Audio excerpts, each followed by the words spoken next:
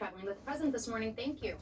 We turn now to a pair of tragedies in the sky with investigations underway this morning into what went wrong in each. A warning that the video from both of these crashes may be disturbing to watch. On Friday, a small plane burst into flames after crashing near the Boca Raton airport in Florida. That coming as investigators here in New York City are still trying to figure out why a sightseeing helicopter plunged into the Hudson.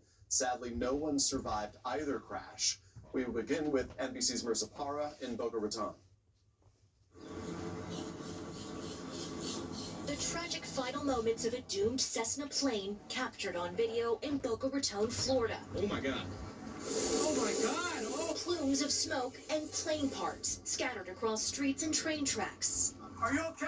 A car engulfed in flames in the hazy aftermath of a plane crash. It was just a big explosion, smoke. Flight school student Jared Scarpato witnessed the plane's final moments. Were you afraid that there was going to be a crash imminent? 100%. 100%. I said out loud, he's too low.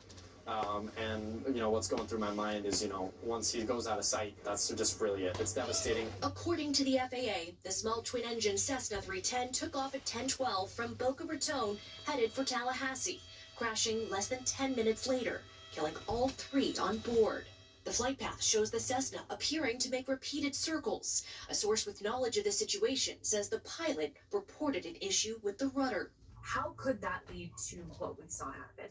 If the rudder were displaced to the left and the pilot was not able to bring it back to neutral, it's going to want to make the nose of the airplane continually. Crashing less than 10 minutes later, killing all three on board. The flight path shows the Cessna appearing to make repeated circles. A source with knowledge of the situation says the pilot reported an issue with the rudder. How could that lead to what we saw happen?